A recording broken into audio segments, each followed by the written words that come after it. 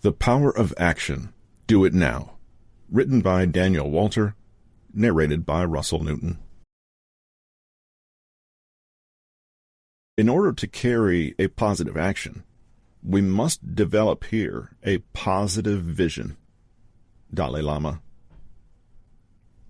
According to research, 92% of people who set goals fail to achieve them.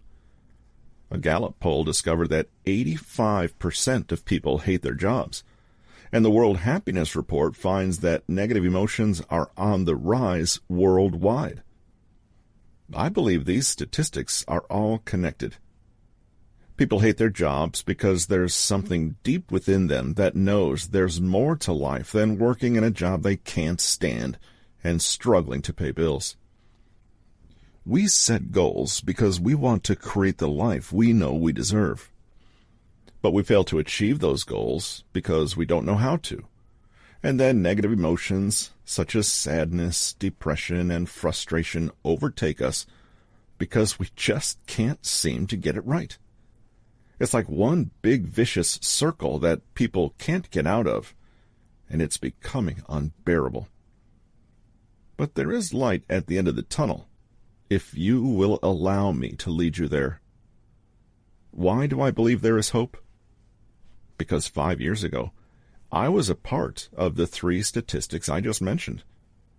I worked as an accounts manager for a telecommunications company, and I hated my job with a passion. I was one of those people who lived for the weekends and dreaded Mondays. I had to psych myself up every morning before I went into the office, and I walked around with a fake smile on my face all day, because there really wasn't anything to smile about. I wasn't happy to be there. I always knew I wanted to be an author, and every year for 7 years I made a New Year's resolution to write a book. But it never happened. Every year I became more and more disgusted with myself for failing to achieve my goals. My confidence was at an all-time low, and I buried my sadness by filling my time with mindless activities and associating with people who were just as miserable as me. My life changed one warm summer's day after speaking to an old man called Mr. Hamilton, who lived down the street from me. He always sat on his porch in a rocking chair reading the book Think and Grow Rich by Napoleon Hill. He said he'd been reading the same book for 45 years. He had more or less memorized it word for word and could quote entire pages. He said that was the only book anyone ever needed to read in order to succeed in life. If he was outside when I passed by, I would join him on his porch and have a chat. His favorite topic of conversation was the importance of creating the life you desire. He had wanted to get into real estate, but once he'd started a family, his main concern had become keeping a roof over their heads and food on the table.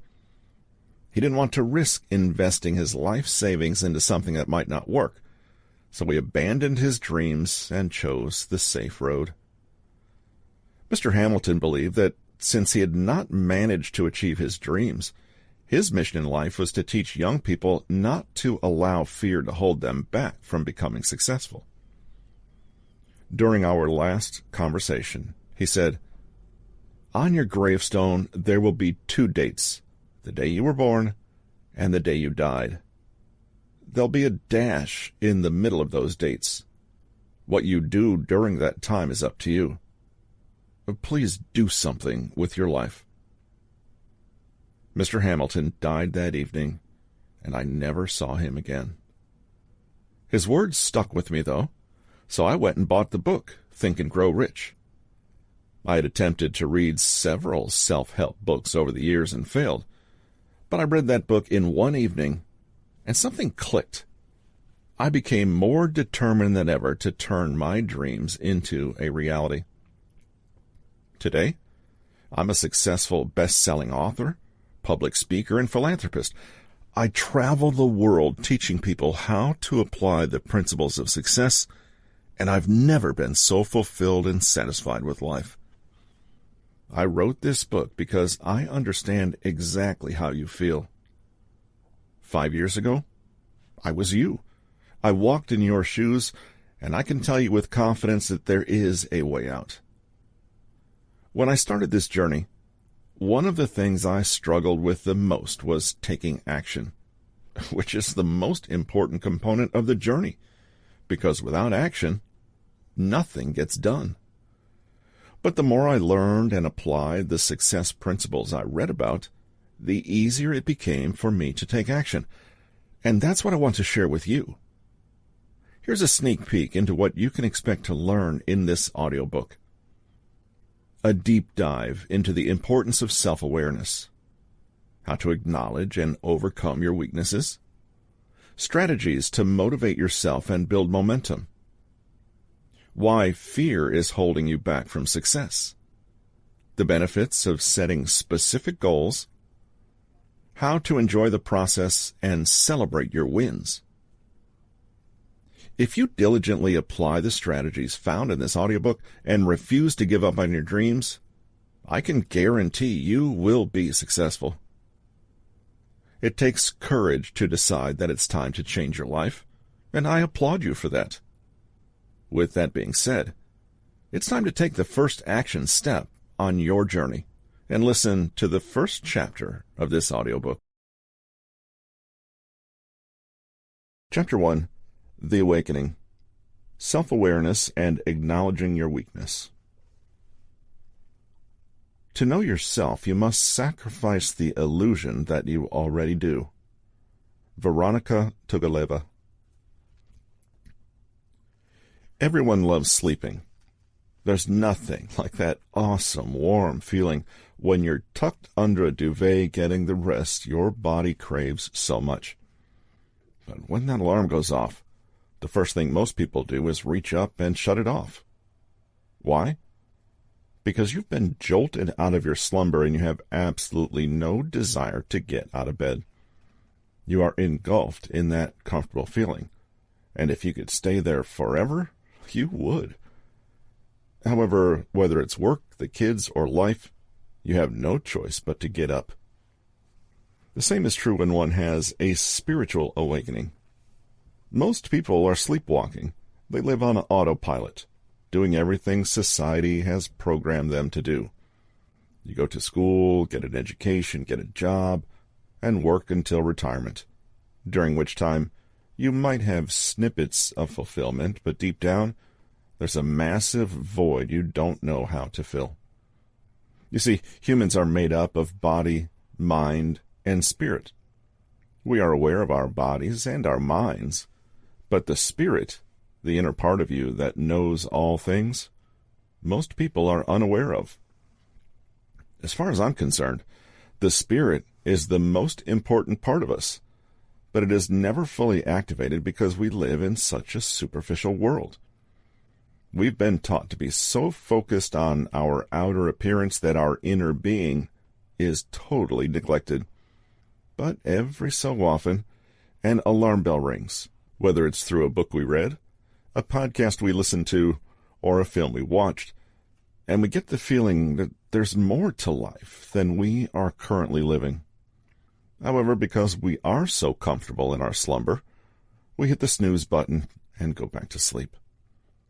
There are very few people who ever hear the alarm bell and get up, which is why only 1% of the population owns half of the world's wealth. The question is, what does it take to enable you to arise from your slumber? There are several answers to this question, and one of them is self-awareness. What is self-awareness? Self-awareness is a deep concept that involves having the ability to understand yourself. It involves more than self-recognition. Introspection is the foundation of self-awareness. Self-awareness means being able to critically evaluate your thoughts, actions, and emotions. It requires a person have a deep understanding of their personal values, strengths, weaknesses, and motivations. This skill is required for personal development, but it also plays an important role in how people interact with each other. At the center of self-awareness is the ability to navigate one's internal state.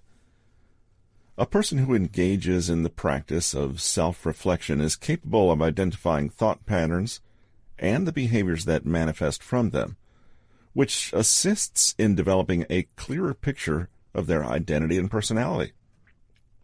It's important to mention that once a person becomes self-aware, it does not necessarily mean that the negative things that they've learned about themselves are fixed. Through life experiences, reflection, and learning, people grow, change, and evolve. Self-awareness also involves being able to identify and manage emotions. Having the ability to manage one's emotions is referred to as emotional intelligence. This skill gives people an advantage in social situations because they are capable of accurately reading rooms and people.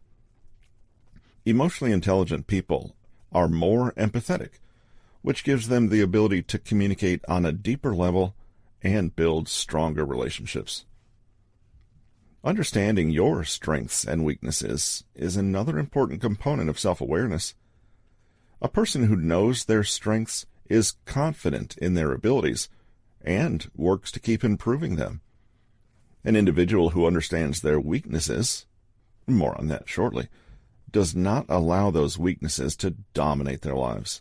Instead, they either work on improving them or they simply accept that there are certain things they're just not good at. Either way, it's a win-win situation when you understand your weaknesses because you are clear on what to do and what not to do. Finally, self-awareness is also about understanding how your behavior impacts others. It ensures that you think before you speak, so your words do not cause offense. Before making decisions, you think about how your actions will affect those involved in the situation.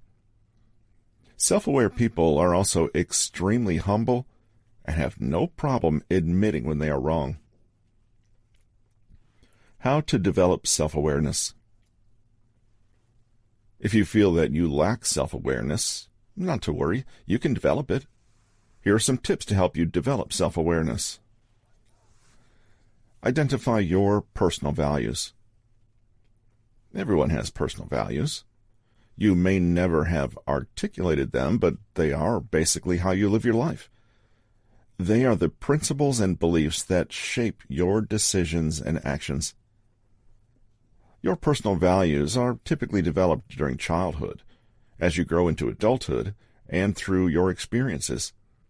Your personal values will influence things such as the relationships you choose, the career you opt for, and the overall direction your life will take. Therefore, having a clear understanding of your personal values is essential. By defining your personal values, you connect with the things that are most important to you.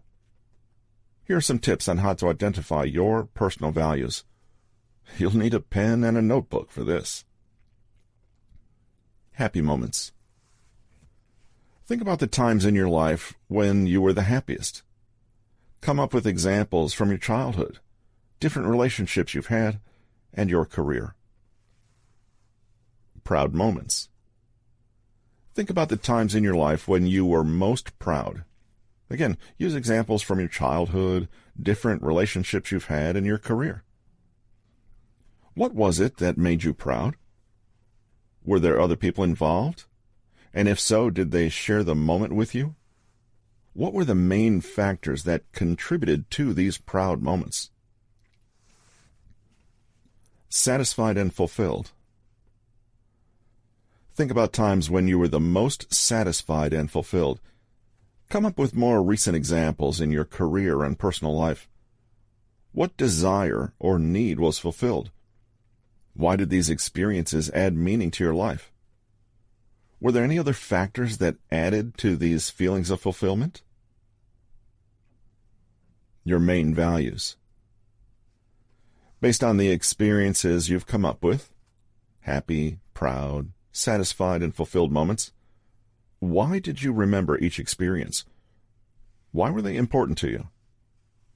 Try and come up with at least 10 main values. Prioritize your values. As mentioned, your values have an effect on the decisions you make.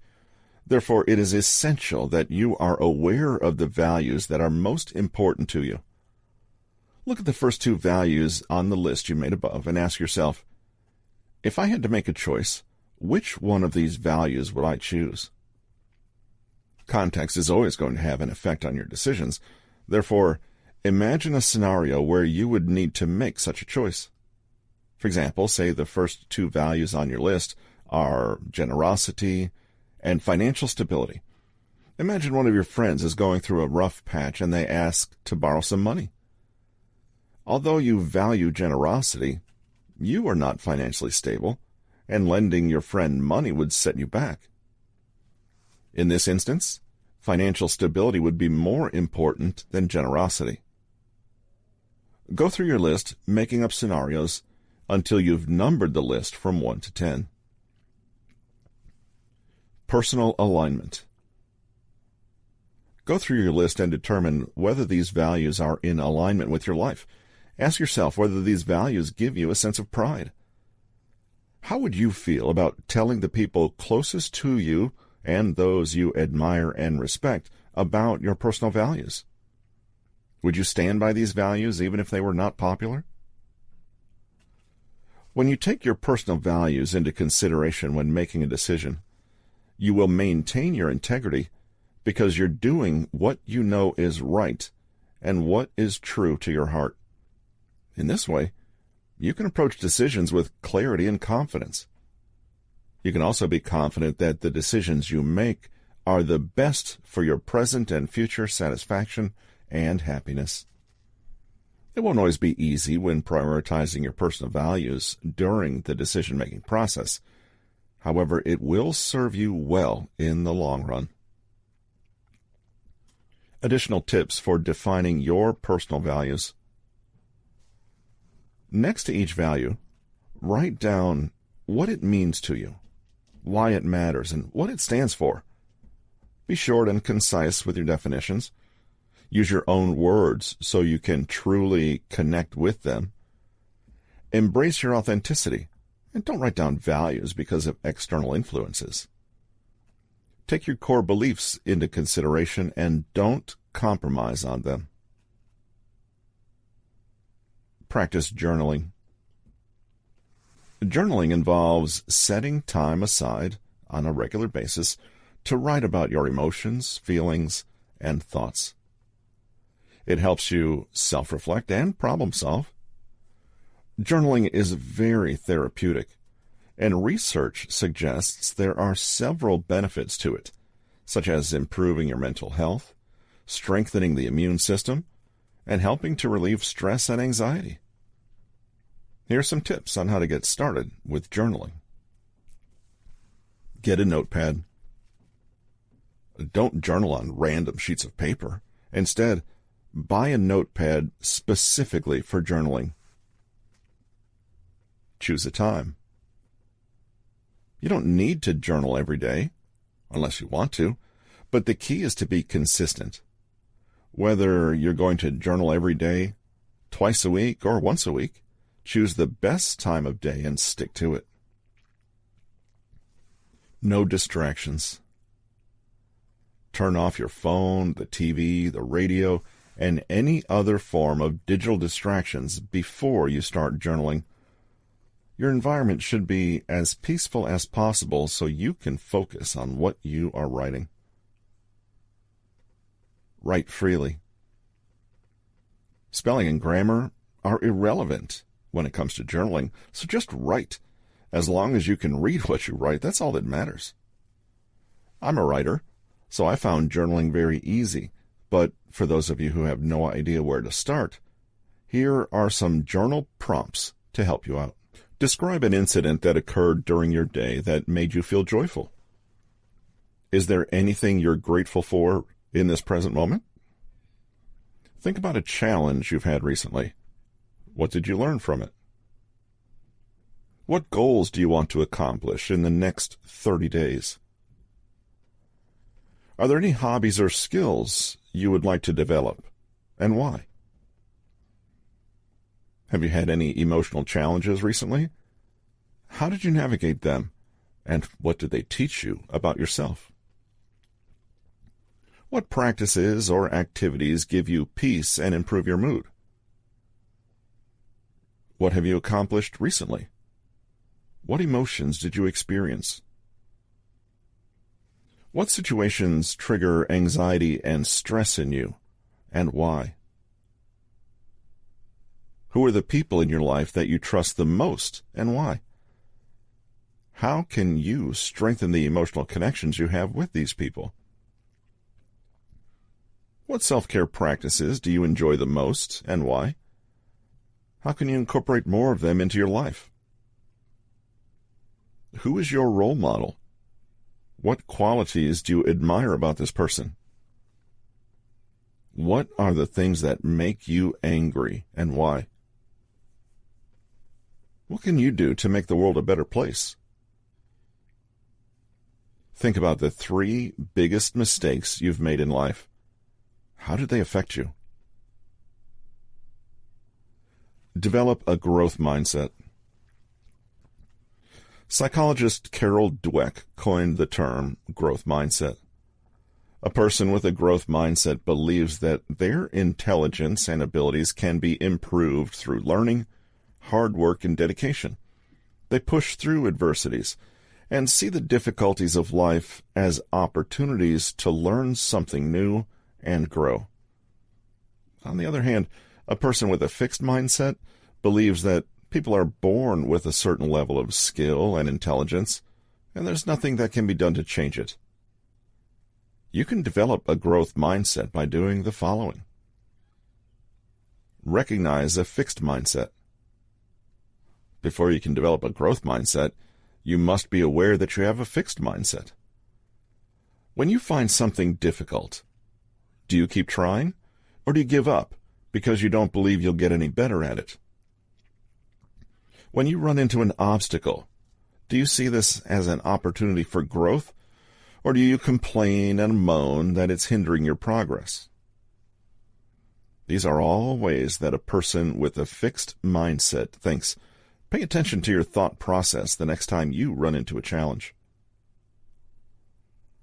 Embrace failure. Failure is not a dead end. It's a part of the process. All successful people fail before they succeed. Thomas Edison attempted to make the bamboo filament to improve the light bulb 2,774 times before he succeeded. During an interview, he let the interviewer know that he was willing to keep trying until he got it right by saying, "I have not failed. I've just found 10,000 ways that won't work."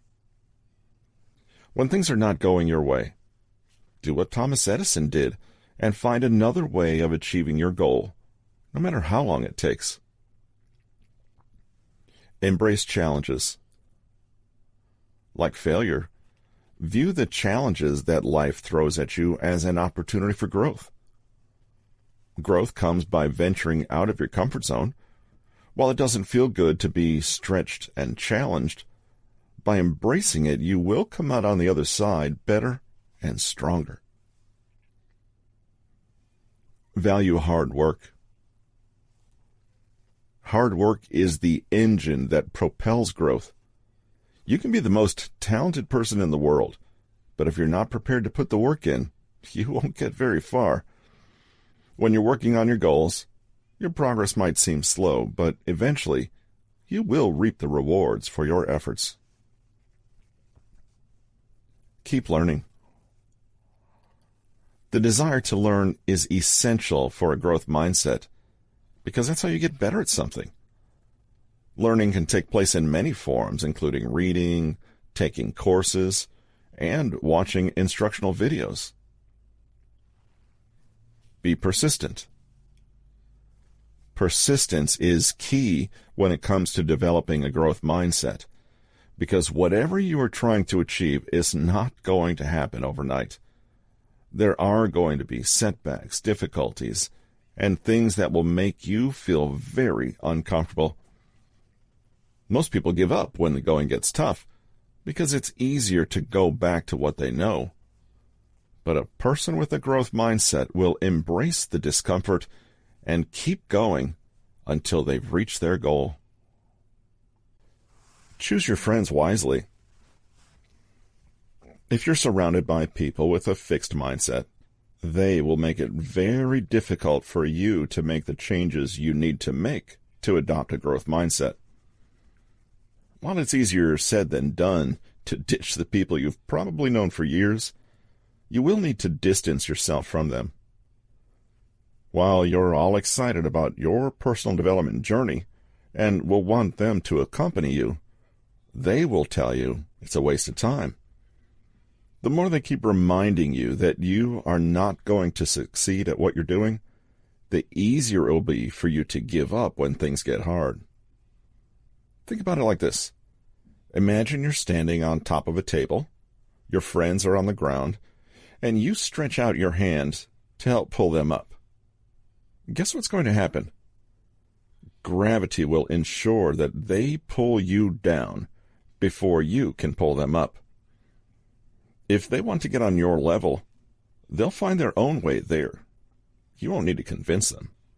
However, if they're not ready to embrace this new mindset, they will pull you right back down to the bottom of the mountain. Seek feedback. Individuals with a growth mindset love constructive criticism. They don't get offended because it gives them the opportunity to improve. Constructive criticism can come from your superiors at work, your partner, friends, or family members. Regardless of where it comes from, embrace it and make the necessary changes to improve. Embrace vulnerability. It's not uncommon for people to find it difficult to embrace vulnerability. Being vulnerable is about being transparent with your thoughts, emotions, and actions. It's about being your authentic self, even though you know you could get hurt. Being vulnerable with your loved ones allows you to connect with them on a deeper level. To start embracing your vulnerability, do this. Be yourself. Society has tricked us into believing we can't be ourselves, that we have to look and act a certain way to be accepted and liked. The media does a wonderful job of highlighting the differences between those who are admired and those who are not. We're constantly bombarded with indirect messages about what is considered socially acceptable. As a result, people feel that they need to change themselves in order to be accepted. Embracing vulnerability requires you to be yourself because, in doing so, you are okay with knowing that not everyone is going to like you. You can make this process a lot easier by reminding yourself that no matter how nice and polished you are, no matter how much you conform to society's standards, you can't please everyone. And there are always going to be people who are not going to like you. Once you accept this fact, you will free yourself from the shackles of conformity. Learn and grow. Learn about yourself and do the work required to grow. By gaining a better understanding of who you are and acknowledging the parts of you that you don't like, you can do what is necessary to make changes. Most people keep these parts about themselves buried because they are too painful to confront. However, the first step in the direction of transformation is admitting you have a problem. Once the problem has been diagnosed, you can start working on the solution. Embrace your feelings.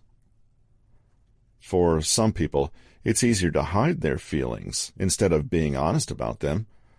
However, burying your feelings is not good for your health. Emotions are designed to be released from the body, and if they're not, they'll make you both mentally and physically ill.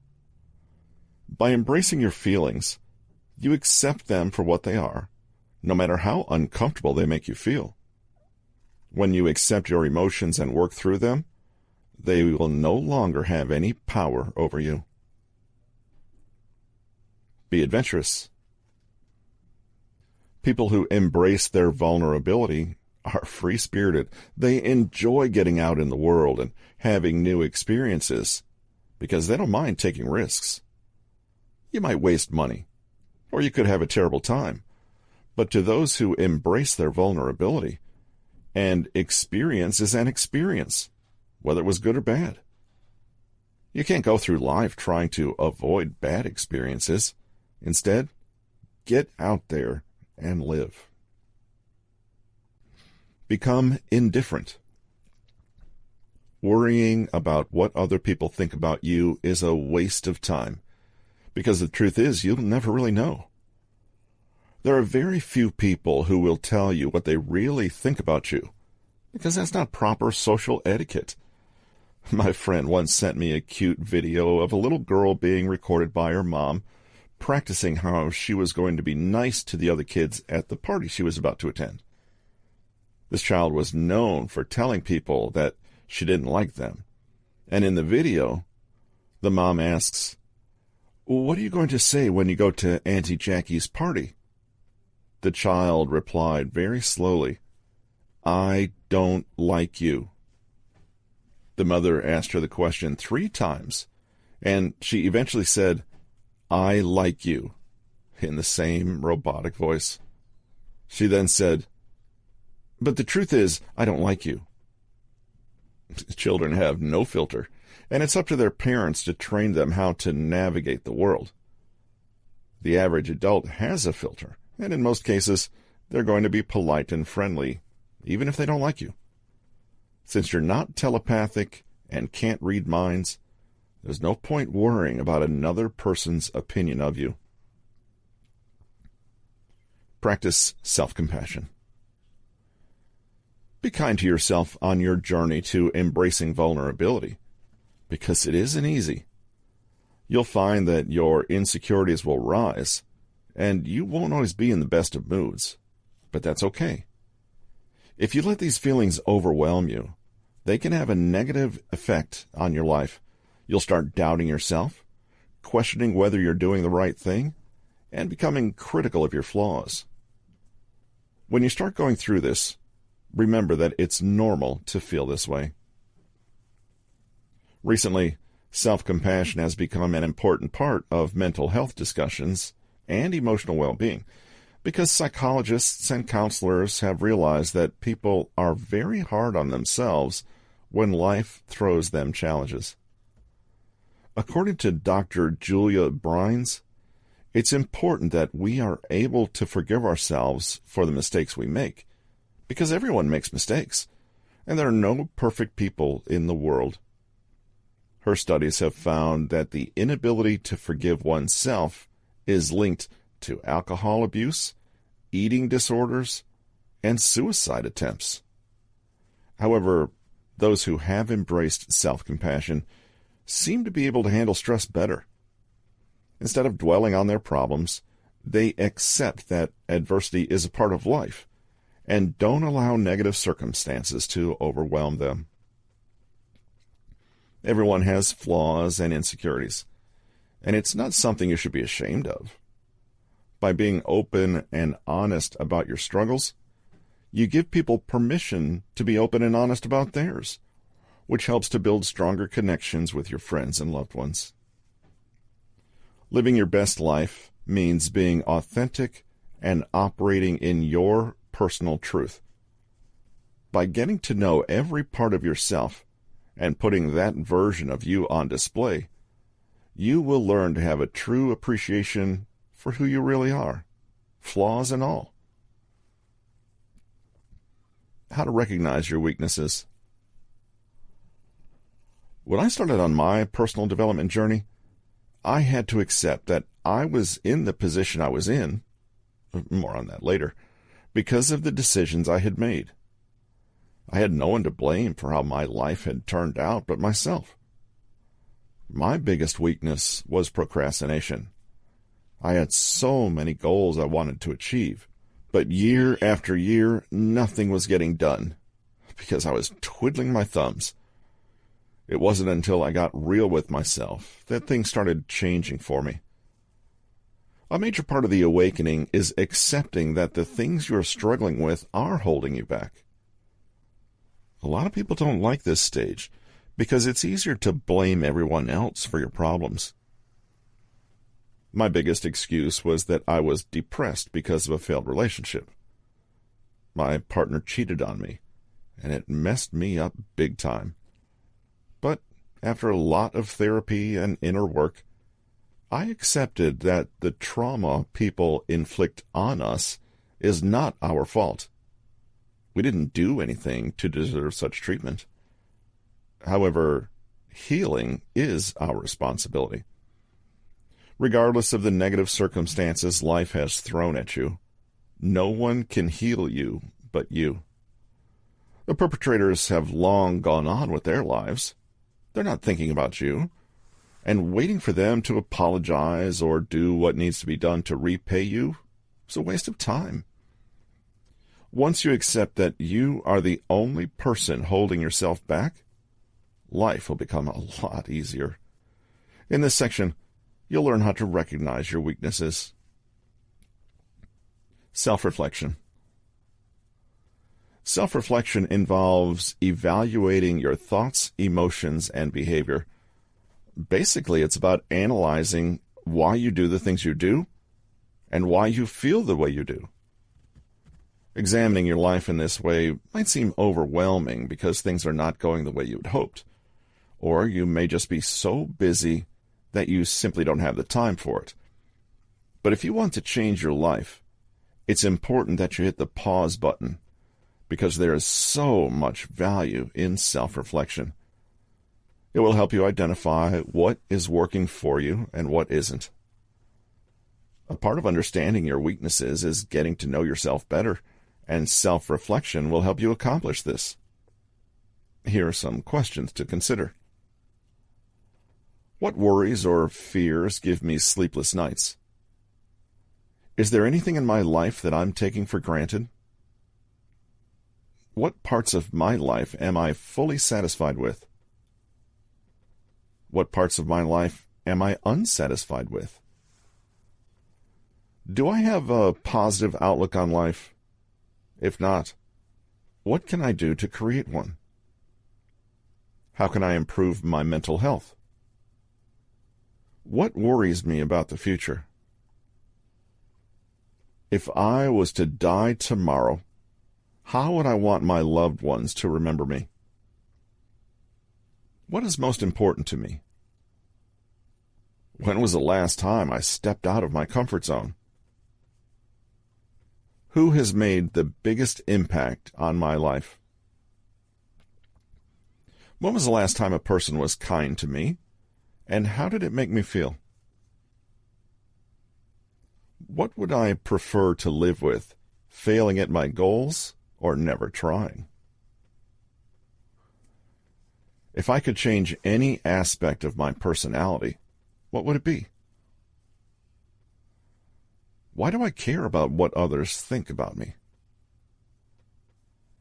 Is there anyone I trust enough to put my life in their hands? Monitor your thoughts. More about thoughts in Chapter 3. However, when it comes to identifying your weaknesses, your thoughts play a major role because they govern your actions. Whatever you think about will manifest in your behavior. Therefore, paying attention to your thoughts will give you insight into your weaknesses. However, it's important to mention that it's difficult to monitor your thoughts because most of our thinking takes place on autopilot. For the most part, you're not paying attention to what you're thinking about. But it is possible to monitor your thoughts. Here's how. Make a conscious decision to monitor your thoughts by scheduling a time during the day to do so. For example, it could be first thing in the morning or just before you go to bed. Find a quiet place and set a timer for 15 minutes. Get a pen and notepad. Bring awareness to your thoughts and write them down.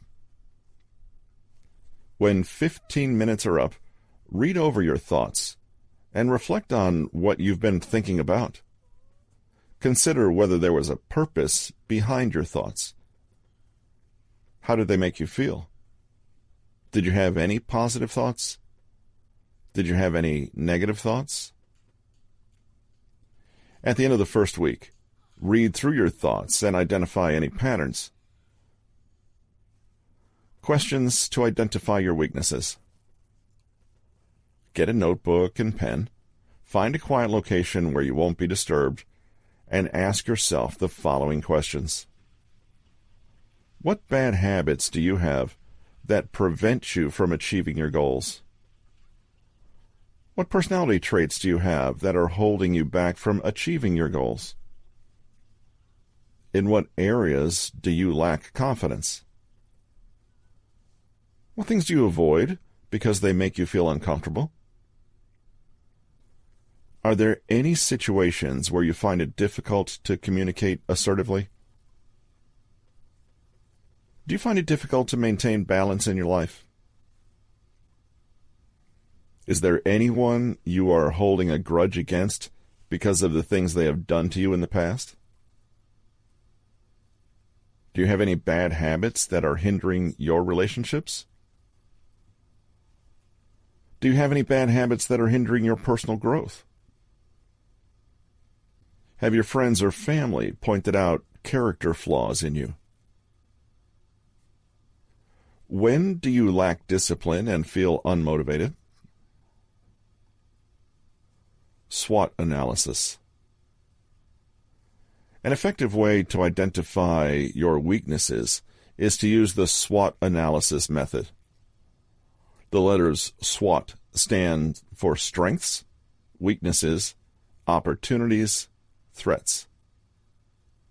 It is typically used by organizations, but individuals can also use it for personal development. Here's how to do so. Identify your strengths. What positive attributes do you have? They can be personal qualities, skills, and/or knowledge. What are your most important values? What accomplishments are you most proud of? Consider the things that people compliment you on the most. List any qualities that help you or others become better people.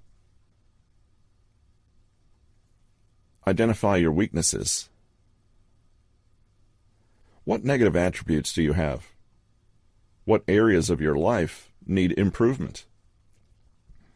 Do you have any bad habits that are preventing you from achieving your goals, or that are creating barriers to your personal development?